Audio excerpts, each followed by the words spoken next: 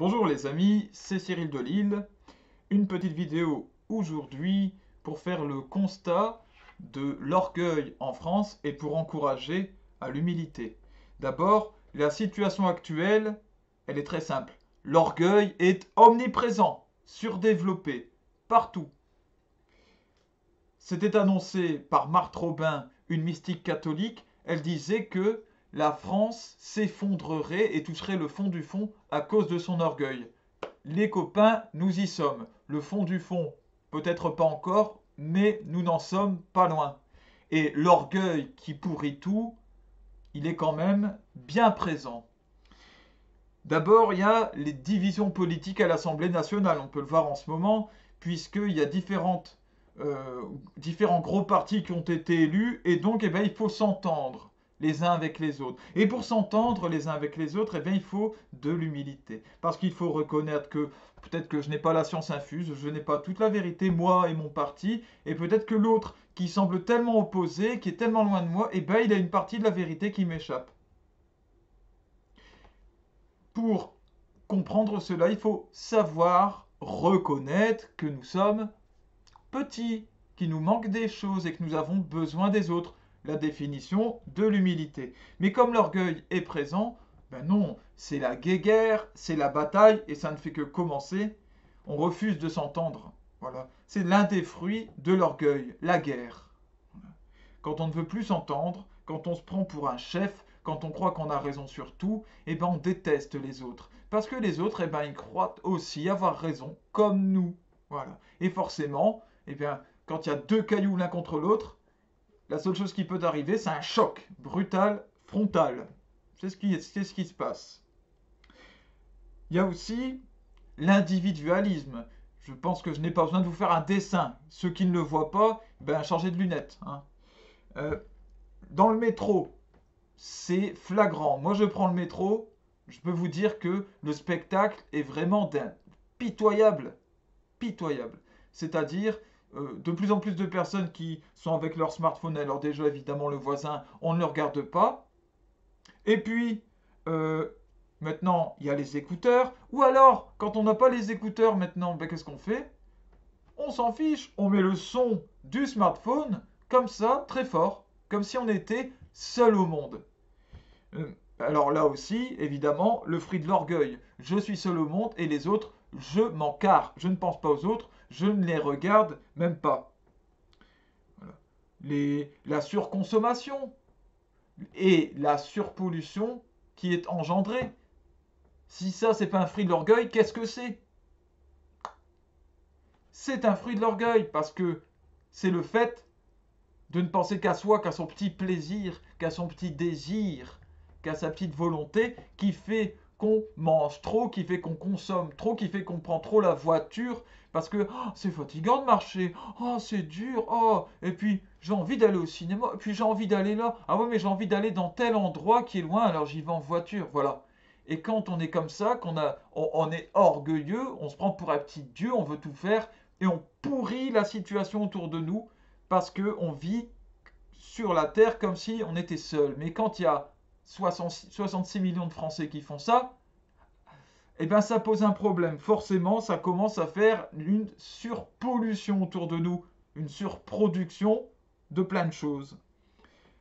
Les influenceurs, alors je vais parler d'Internet, là, les chercheurs de clics en fait. Ceux qui ne cherchent qu'à à plaire, à dire des phrases qui vont plaire, à avoir l'air cool, et à plaire à la fois aux uns et aux autres, à tout le monde, et surtout avoir un discours qui soit bien polissé, pas de dérapage, le discours qui soit dans la droite ligne de ce qui est à la mode et de ce que veut la République de Monsieur Macron. Alors là, dès comme ça, je vous fais pas un dessin, il y en a plein. Et puis, alors eux, leur succès, c'est sûr qu'ils font plein de vues, ils gagnent de l'argent, et puis ils sont contents pour eux. Parce qu'au fond, ce qui les intéresse, c'est eux, c'est leur image, c'est le buzz, c'est gagner de l'argent, c'est tout ça. Tous ces fruits pourris de l'orgueil. Les idéologies qui sont omniprésentes autour de nous, parce qu'on a chacun sa vérité aujourd'hui. les susceptibilités qui sont associées, parce que forcément, quand on a son idéologie, qu'on a sa vérité, on ne supporte pas que quelqu'un d'autre ose la remettre en question. Alors, qu'est-ce qu'on fait? On accuse son voisin. Chacun accuse l'autre. Ce que je disais au début avec les divisions politiques. On en est là. Ah ben si ça va pas, ben, c'est à cause de ce groupe-là. Ils sont tous des abrutis. Et d'ailleurs, je vais même pas leur serrer la main.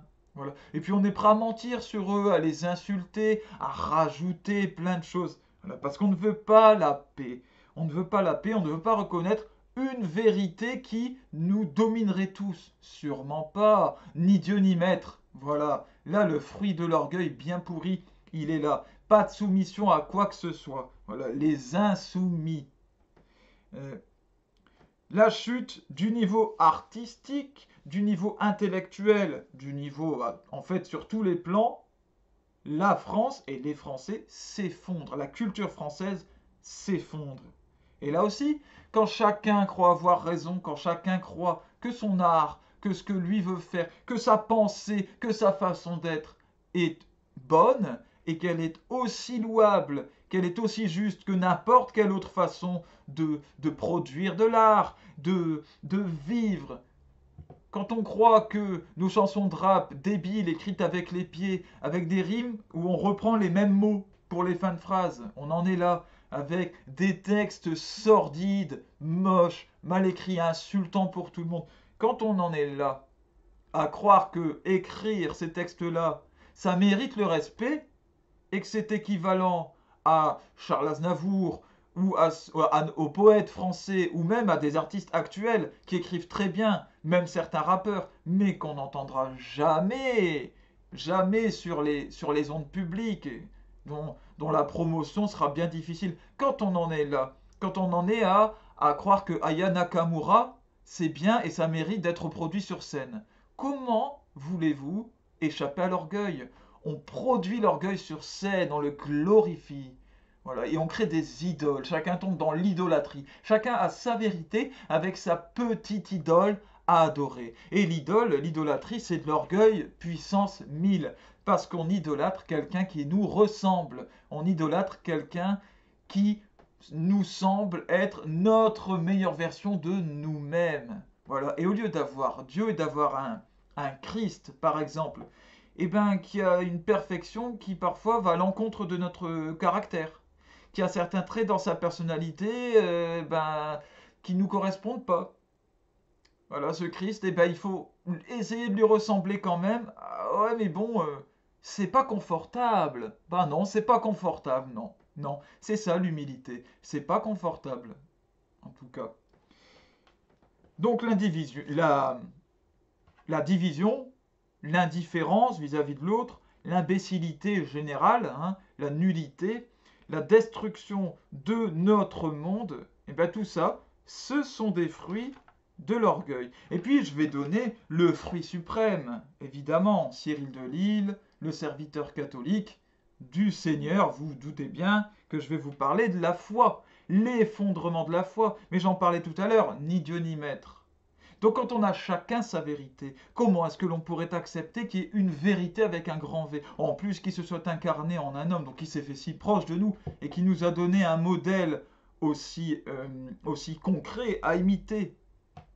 Mais que nenni! Alors chacun se fait, même dans l'église, c'est pareil, même chez les croyants, hein, dans tout, d'ailleurs dans toutes les religions, on retrouve tout ce que je suis en train de dénoncer là. Et donc ce que ça donne dans l'église, c'est chacun se fait son Jésus, chacun se fait sa communauté, chacun se fait son Dieu. Vous voyez, même pour ceux qui ne croient pas en Jésus, avec ses valeurs à soi, qui vont ne pas trop déranger nos petites habitudes et nous garder dans notre petit confort. Ah, alors quand c'est comme ça, on veut bien être croyant. Ah, ça c'est bien. Ça, c'est bien. Moi, j'aime un Jésus qui est tout amour, qui est toute tendresse, qui est toujours bon, gentil avec tout le monde. Donc, le Jésus qui critique, moi, je le vois pas critiquer. C'est pas mon Jésus. Voilà. Moi, pour moi, c'est pas ça. Puis, vous allez avoir à côté Jésus. Il est venu, il dénonce. Et ceux qui ne croient pas en Jésus, ils ne sont pas au paradis. Ce n'est pas possible. Il faut confesser son nom pour être au paradis. Jésus l'a dit. Il est très clair. L'un comme l'autre se sont fait des idoles avec le Christ lui-même. Honte à vous. Honte à vous de colporter une telle image du Christ. Convertissez-vous, je prie pour vous. Je prie pour vous. Et je demande à tous ceux qui ont de tels gourous qui prétendent les éclairer, eh bien d'en tenir distance de ces gens-là, de ne pas les écouter et de rencontrer le Christ directement. Voilà. De la part d'un orgueilleux, moi, qui se soigne, je vous encourage, vous qui regardez cette vidéo, à l'humilité. Soyez humble. Reconnaissez une puissance supérieure, celle de Dieu. Reconnaissez que ce Dieu, il est venu jusqu'à vous et pas l'inverse. Vous ne pourrez pas vous faire Dieu par vos forces. Reconnaissez-le. Je vous encourage vraiment à le reconnaître au fin fond de votre cœur. Vous devez respecter ce que Dieu vous prête, ce que Dieu vous donne. Reconnaissez-le dans votre cœur. Dites merci. Voilà quelque chose qui est humble et qui va au contraire de l'orgueil. Merci pour la vie. Merci à Dieu chaque jour. Je le fais chaque matin. Merci Seigneur pour la vie.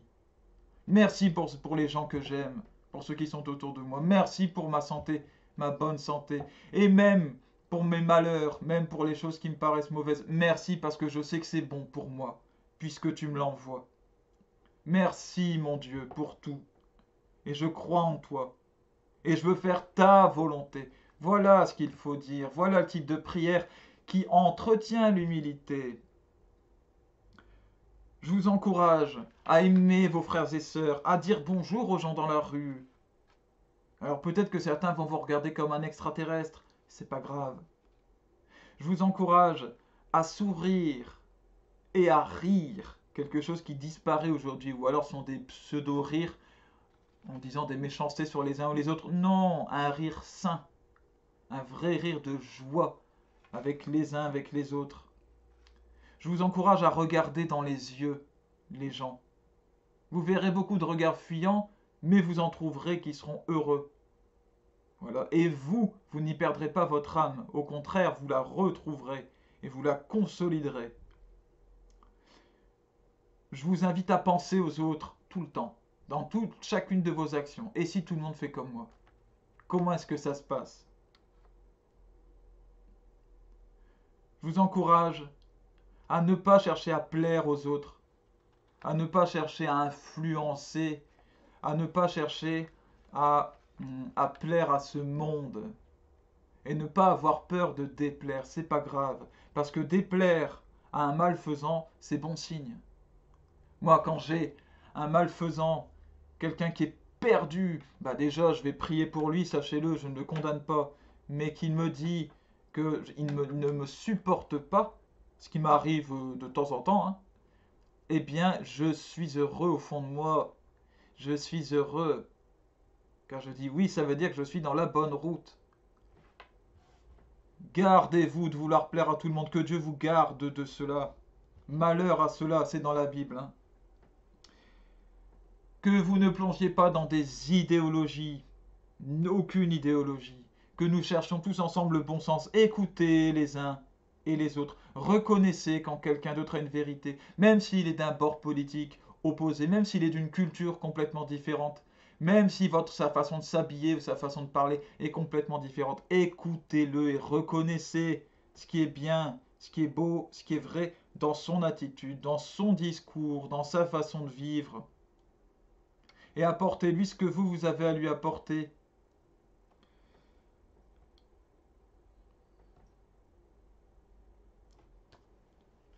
Entretenez l'union, la communion les uns avec les autres et plus la division. Entretenez l'attention aux autres et surtout aux plus petits, aux plus humbles, à ceux qui ne savent pas faire par leur force par eux-mêmes. Entretenez le bon cœur, l'intelligence du cœur. Entretenez la construction du monde. Comment faire pousser ce monde en fait, comment le développer, comment faire pousser toutes les personnes qui sont autour de moi et l'environnement aussi, tout ce qu'il y a autour, comment prendre soin des choses, comment entretenir l'équilibre de tout, en tout. Entretenez l'humilité, demandez-le, demandez-le, demandez-le dans la prière, faites ce choix. Je veux l'humilité, je la demande. Et surtout, je vous encourage à la foi, faites le pari de la foi. Justement, je vous encourage à prier. Eh bien, prier, c'est faire le pari de la foi. Même si vous ne croyez pas et que vous dites, ouais, moi je crois pas, je peux pas prier. Ben si, justement. Justement. Parce que si à un moment vous commencez pas par croire, ben ça peut jamais arriver. Donc faites un minimum et vous verrez, Dieu viendra à vous. Que le Seigneur vous bénisse, vous et tous vos proches, qu'il vous garde dans la paix et la joie. Le salut à vous.